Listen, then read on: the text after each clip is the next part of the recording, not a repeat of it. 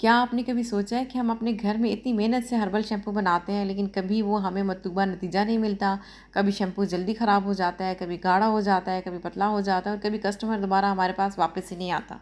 और आखिरकार हम ये सोचने लगते हैं कि शायद हर्बल शैम्पू काम ही नहीं करता और मजबूरन दोबारा हम बाज़ार के केमिकल वाले शैम्पू की तरफ वापस आ जाते हैं। लेकिन क्या आप जानते हैं कि अक्सर मसला हर्बल शैम्पू में नहीं बल्कि उसे बनाते वक्त की जाने वाली हमारी छोटी छोटी गलतियों में होता है। आज मैं आपको ऐसी ही अहम गलतियों के बारे में बताऊंगी जो आपके शैम्पू के मयार, कस्टमर के एतमाद और आपके कारोबार तीनों को मुतासर कर सकती है। अस्सलाम वालेकुम, कैसे हैं आप सब? मैं बिल्कुल ठीक हूँ अल्हम्दुलिल्लाह। अगर आप घर में हर्बल शैम्पू बनाती हैं या इसे घर बैठे कारोबार की शक्ल देना चाहती हैं तो आज की वीडियो आपके लिए बहुत मोटिवेशनल साबित होने वाली है। आज मैं आपको बताऊँगी हर्बल शैम्पू बनाते वक्त कौन सी गलतियाँ नहीं करनी चाहिए और इनकी बजाय क्या सही तरीका अपनाना चाहिए। तो आइए शुरू करते हैं। सबसे पहली गलती, पानी का गलत इस्तेमाल। शैम्पू बनाते वक्त आम नलके का पानी, सिर्फ फ़िल्टर किया हुआ पानी या सिर्फ उबला हुआ पानी इस्तेमाल ना करें। आम पानी में कैल्शियम, मैग्नीशियम, पोटाशियम और दूसरे मिनरल्स होते हैं जो शैम्पू की झाग, साख्त और क्वालिटी को मुतासर कर सकते हैं। सिर्फ पानी उबालने से मिनरल्स ख़त्म नहीं होते। इसका आसान हल क्या है कि अगर आप हर्बल शैम्पू बनाती हैं तो बेहतरीन तरीका यह है कि आप डिस्टिल वाटर इस्तेमाल करें। इसके दो आसान रास्ते हैं, या तो आप घर में डिस्टिल वाटर तैयार करें यानी कि भाप वाला पानी आप घर में बनाएं। मैंने अभी तक डिस्टिल वाटर बनाने की वीडियो शूट नहीं की, लेकिन अगर आप कमेंट सेक्शन में मुझे बताएं कि मैं डिस्टिल वाटर आपको बनाना सिखाऊं तो मैं इसके लिए आपके लिए वीडियो ज़रूर शूट करूँगी। दूसरा तरीका है डिस्टिल वाटर यूज़ करने का कि एसी वाला पानी आप यूज़ करें, लेकिन उसमें भी सम टाइम कुछ इस तरह के जाले या कोई पार्टिकल्स हो सकते हैं, सो उसको भी आप 2 से 3 दफ़ा मलमल के कपड़े से स्ट्रेन करके यूज़ कर सकती हैं। यानी मकसद यह है कि शैम्पू में ऐसा पानी इस्तेमाल हो जिसमें गैर ज़रूरी मिनरल्स और आलूदगी कम से कम हो। दूसरी ज़रूरी बात है कि आंवला, रीठा, सिकाकाई और दूसरी जड़ी बूटियाँ बगैर चेक किए इस्तेमाल ना करें और पुरानी या ख़राब जड़ी बूटियाँ हरगिज़ ना लें। हमेशा साफ़ सुथरी और अच्छी हालत वाली जड़ी बूटियाँ इस्तेमाल करें। आंवला, रीठा, शिकाकाई जैसी जड़ी बूटियाँ हमें अक्सर ताज़ा नहीं मिलती, इसलिए उन्हें लेते वक्त ख़ास तौर पर देखें कि आउटडेटेड, बहुत पुरानी, निमी लगी हुई या ख़राब ना हो। जहाँ तक मुमकिन हो ताज़ा और अच्छी क्वालिटी की जड़ी बूटियाँ लें और हमेशा ऐसी जगह से लें जहाँ जड़ी बूटियाँ सही तरीके से महफूज की जाती हों। फिर दूसरा ये है कि इसके साथ ही इस्तेमाल से पहले तमाम हर्ब्स को आपने 2 से 3 पानी अच्छी तरह से धो लेना है, उनके छान लेना है ताकि मिट्टी और दूसरी गंदगी निकल जाए। ये ज़हन में रखें कि जड़ी बूटियों की सफाई और क्वालिटी पर कभी भी कंप्रोमाइज़ ना करें, क्योंकि आपके हर्बल शैम्पू की क्वालिटी आपकी हर्ब्स की क्वालिटी पर डिपेंड करती है। तीसरी इंपॉर्टेंट बात जिसका बहुत सारे लोग ज़्यादा ख्याल नहीं करते कि जड़ी बूटियों को अच्छी क्वालिटी और सफाई के साथ साथ इनको सही तरीके से तैयार करना भी बहुत ज़रूरी है। आंवला, रीठा, सिकाकाई और दूसरी जड़ी बूटियों को अपनी मर्ज़ी से बहुत ज़्यादा देर तक या तेज़ आंच पर पकाते रहना। अक्सर हम ये समझते हैं कि जड़ी बूटियाँ जितनी ज़्यादा देर पकाएंगे इतना ही उनका फ़ायदा होगा, लेकिन ऐसा ज़रूरी नहीं है। बहुत ज़्यादा पकाने से फ़ायदे के बजाय सिर्फ कुदरती अज्जा मुतासर हो सकते हैं और फिर हमें खुद समझ नहीं आती कि शैम्पू का रिज़ल्ट पहले जैसा क्यों नहीं आ रहा। जो तरकीब और तरीका आपने सही तरीके से सीखा है उसे पहले अच्छी तरह समझें। अपने पास तमाम मिकदारें, जड़ी बूटियों का क्वालिटी, पानी की मिकदार, पकाने का वक्त लिख कर महफूज कर लें। फिर हर बार इसी तरकीब के मुताबिक काम करें, जड़ी बूटियों को ओवर कुक ना करें। अगर आपने ये काम सीख कर सही मिकदार और सही वक्त के साथ किया होगा तो आपको हर बार अपने शैम्पू के म्यार को बरकरार रखने में बहुत आसानी होगी। चौथी ज़रूरी बात कि प्रिजर्वेटिव या तो बिल्कुल ना डालना या बहुत ज़्यादा डाल देना। अगर आप शैम्पू में प्याज, एलोवेरा, चावल का पानी या दूसरी पानी वाली चीज़ें शामिल करती हैं तो शैम्पू के जल्दी ख़राब होने का ख़तरा बढ़ जाता है।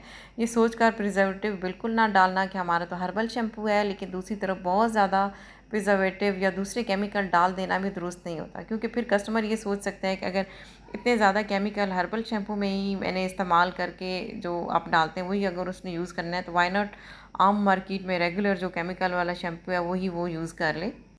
अपनी तरकीब के मुताबिक हिफाजत के लिए जितनी मुनासिब मिकदार ज़रूरी है उतने ही आप प्रिजर्वेटिव इस्तेमाल। नेक्स्ट पॉइंट जो है उसमें हमें बहुत एहतियात की ज़रूरत है। ये कहना है कि हमारा शैम्पू हर किसी के लिए 100% महफूज है, हर किसी के बाल काले कर देगा या हर मसला ख़त्म कर देगा। हर्बल होने का ये मतलब नहीं कि हर शख्स के लिए लाजमन एक जैसा नतीजा होगा। कस्टमर को वही बताएं जो हकीकत में आपका प्रोडक्ट कर सकता है। इस्तेमाल का सही तरीका बताएं। अगर किसी को ख़ारिश, जलन या सुर्खी हो जाए तो इस्तेमाल रोकने का भी मशवरा दें। कस्टमर को मुतासर करने से ज़्यादा ज़रूरी है कि आपने कस्टमर का एतमाद जीतना है।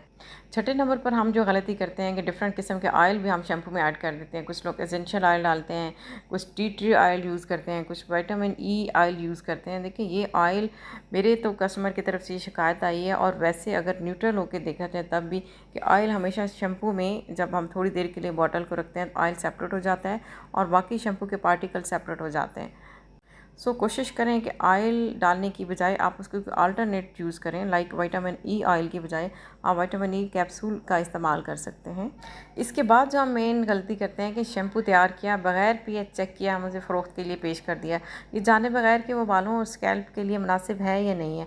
आंवला, रीठा, शिकाकाई और बाज़ दूसरी जड़ी बूटियाँ शैम्पू का पीएच काफ़ी बदल देती हैं।